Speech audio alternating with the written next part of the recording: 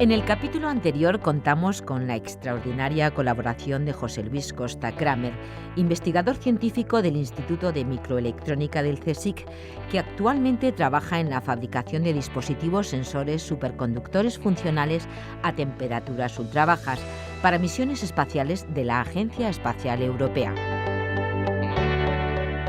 A lo largo de su entrevista nos fue explicando las diferencias que existen entre el nano y el micromundo, ámbitos donde se hacen patentes las reglas de la mecánica cuántica y, sorprendentemente, los cambios de las leyes físicas clásicas que operan a otras escalas.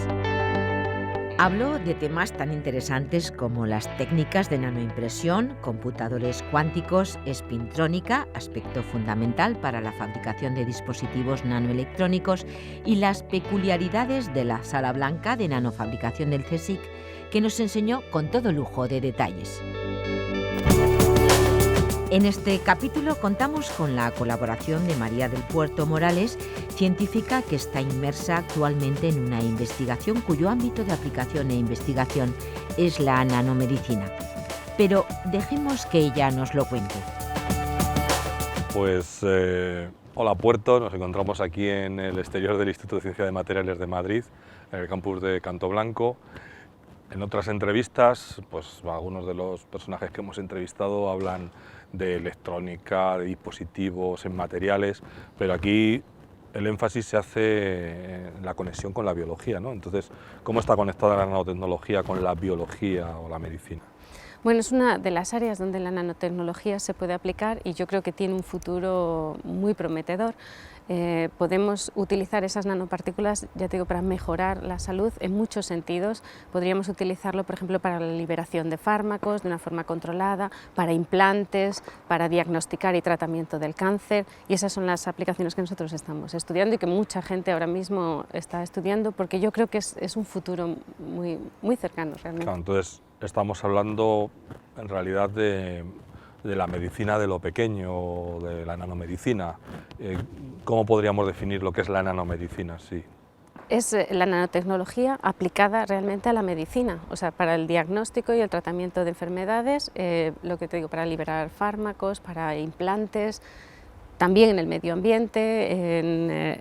Existen muchas aplicaciones diferentes. En el caso de la nanotecnología aplicada a medicina es lo que surge la nanomedicina. Luego, en principio ya se vislumbran muchas aplicaciones o contribuciones, así acabas de nombrar algunas, pero si tuvieras que resumir las más importantes contribuciones de la nanociencia y la nanotecnología a la nueva medicina, a la medicina del futuro, ¿cuáles son?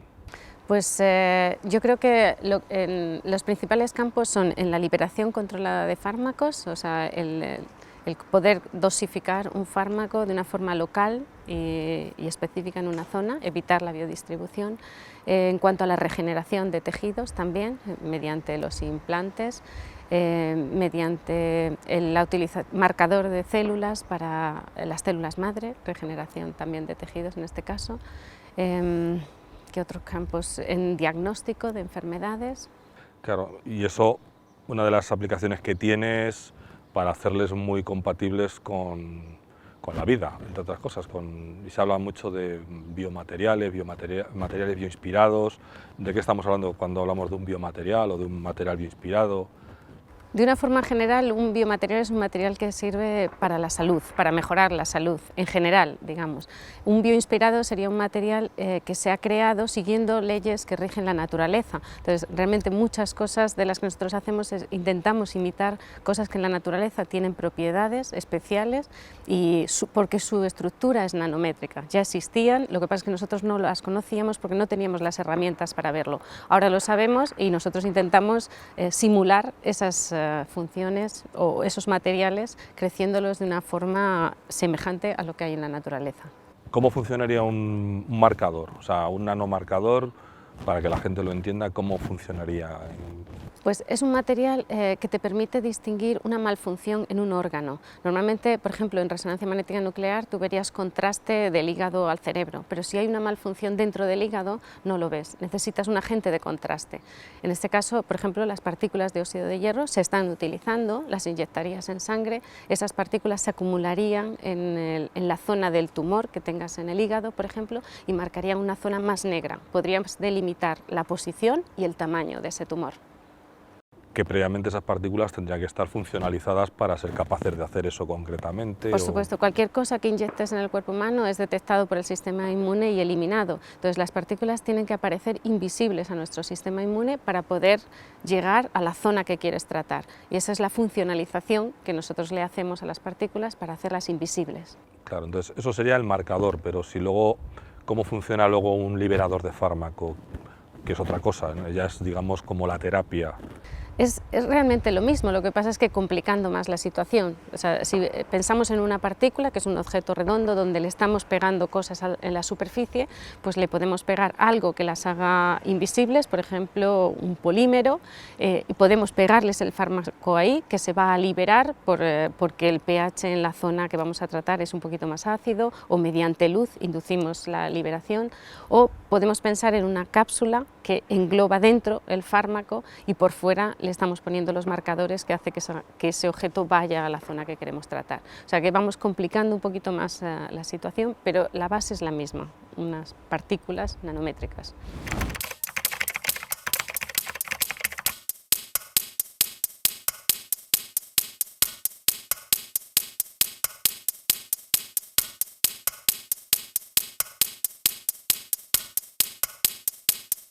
En la literatura o cine de ciencia ficción aparecen de vez en cuando pequeños robots, nanorobots, que pueden tener funciones nefastas o pueden servir para corregir alguna enfermedad o para hacer algún diagnóstico incluso. Y estás hablando de que en el fondo, cuando hablas de una cápsula que tiene ya ciertas funcionalidades, eso empieza a parecerse a un nanorobot. Pero ¿cómo de lejos estamos ahora de lo que aparece en las películas de ciencia ficción? Pues en realidad, si pensamos en un nanorobot como un dispositivo que reconoce una célula y que hace una función, que libera un fármaco, por ejemplo, y mata a esas células, estamos muy cerca realmente. Ahora, si pensamos en un nanorobot como una cosa que tiene un motor eléctrico dentro, entonces existen dispositivos, pero todavía está muy lejos de la fase clínica. Realmente las partículas funcionalizadas que reconocen células cancerígenas y matan, están ya en fase clínica. Muy bien. Y la otra aplicación que ha mencionado es la regeneración de tejidos. ¿Cómo contribuye la nanotecnología de una forma así más concreta, con algún ejemplo, a la regeneración de estos tejidos? Pues la idea es marcar células madre y esas células madre se pueden implantar en la zona que queremos regenerar, las podemos concentrar, si las partículas son magnéticas podemos de alguna forma concentrar esas células en la zona que queremos que haga su función y entonces las partículas podrían además transportar un fármaco que ayude o que active a la división celular. Entonces ayudamos concentrando, marcando las células y las podemos seguir hacia dónde se van, las concentramos y además transportamos un fármaco. Y también otra de las aplicaciones es el uso de materiales nanoestructurados o nanomateriales, y aquí en el instituto hay gente trabajando en ese tema, para hacer nuevos implantes más resistentes. ¿Cómo se utilizan estos nanomateriales? ¿En qué consiste? Pues en realidad se están utilizando ya, sobre todo por ejemplo en implantes dentales, consiste en materiales inorgánicos orgánicos que tienen, por ejemplo los implantes de titanio, un recubrimiento de estructura nanométrica y ese recubrimiento permite una adhesión celular mejor y la regeneración del hueso, ayuda y es muy biocompatible y existen materiales ahora mismo que funcionan muy bien basados en esa tecnología, o sea que yo creo que en el futuro será el futuro de todos los implantes, que podrán durar más tiempo.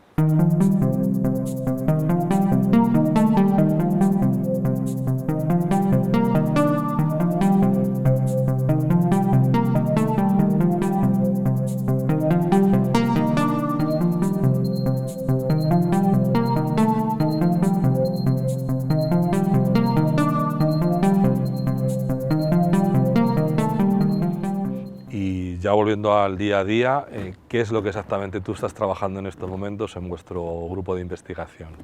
Nosotros trabajamos en la síntesis de nanopartículas de óxido de hierro, principalmente magnéticas. Utilizamos óxido de hierro porque es un material muy biocompatible y las utilizamos para el diagnóstico y el tratamiento de cáncer, principalmente cáncer de pecho y cáncer de páncreas. Y ahora mismo tenemos un proyecto europeo en el que participan 16 instituciones y trata de ver si este tratamiento es exitoso. Claro, o sea, son 16 instituciones, pero hay gente que está sintetizando las partículas, gente que está intentándolas ver si su compatibilidad, cómo se difunde en el organismo, otras que estarán trabajando en la detección.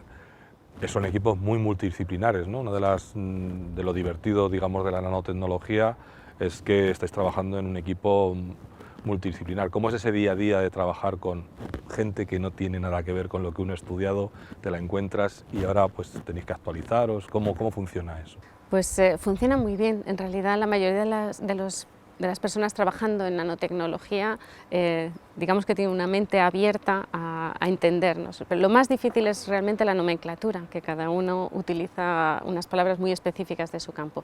Pero nosotros trabajamos, por ejemplo, con el CENIO de oncología, trabajamos con el Hospital de Jena, que es el que va a hacer las pruebas en ratones, y trabajamos con físicos que estudian las propiedades realmente de cómo funciona ese material desde el punto de vista de sus propiedades magnéticas, ¿no? Entonces es un trabajo muy muy bonito. Claro, o sea, en realidad si uno va a la farmacia ya se encuentra sustancias, o has hablado de marcadores, que sirven para hacer diagnóstico, en algunos casos para liberar fármacos, pero la investigación que tú estás haciendo, habéis empezado a hacer ahora, explícanos cuánto tiempo puede pasar en que llegue a encontrarse como un producto farmacéutico en una farmacia, cuáles son los pasos que hay que dar y cómo de costoso es esto. Pues yo creo que estamos cada vez más cerca de poderlo utilizar de una forma regular, porque ahora mismo hay muchos productos en fase clínica que se están probando. Quizá lo más novedoso es el tratamiento por hipertermia, que consiste en que las partículas magnéticas, además de poderlas seguir por resonancia magnética nuclear, pueden calentar porque absorben la energía de un campo magnético y calientan. Luego tratamos el cáncer desde diferentes frentes, ¿no? Pero incluso este tratamiento de hipertermia se está aplicando para los cánceres de cerebro. O sea que ya se está utilizando, pero en casos terminales realmente. O sea que cada vez estamos más cerca y tenemos que optimizar muchos parámetros, pero hay mucha gente ahora mismo trabajando en esto. O sea, una de las grandes ventajas de estas aproximaciones es que efectos secundarios como el de la quimioterapia, que es los que conocemos todos por algún familiar o por uno mismo, van a estar muy minimizados, ¿no? Claro, podemos bajar la dosis muchísimo, puesto que no tenemos una biodistribución, estamos concentrando el fármaco en la zona que queremos tratar, eso es lo fundamental, evitamos efectos secundarios de ese medicamento. O sea, esto, si tuviera uno un tumor de piel, podría poner una especie de parche magnético y concentrar localmente en ese parche todas las nanopartículas funcionalizadas y ser mucho más eficiente el tratamiento. Sí, ¿no? sí, podríamos llegar a zonas que es imposible llegar de otra manera incluso, o sea que sí. Estamos hablando de nanopartículas que circulan por el cuerpo, que las podemos respirar y demás, y esto puede ser un freno a la llegada de la nanotecnología porque puede ser un riesgo, ¿no? ¿Cuáles son los riesgos que de verdad entrañan las nanopartículas?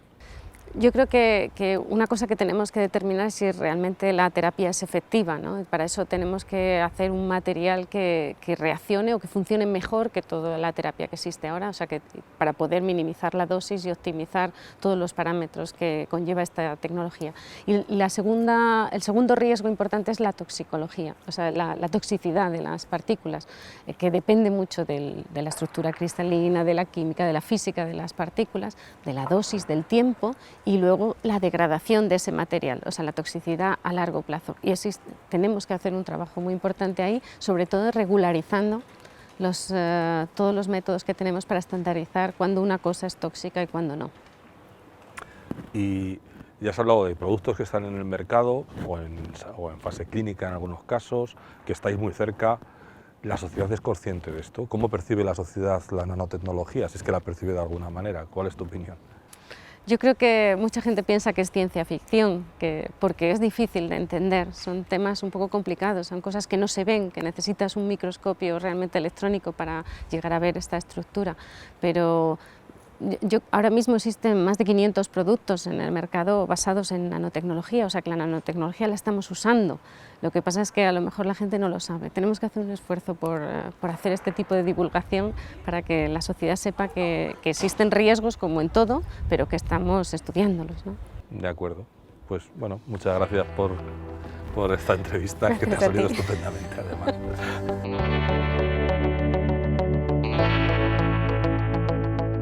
En el próximo capítulo, Antonio Guerrero, profesor del Departamento de Química Inorgánica y Química Técnica de la Universidad Nacional de Educación a Distancia, nos contará en qué áreas de la nanotecnología están trabajando e investigando actualmente desde esta universidad. No os lo perdáis, os esperamos.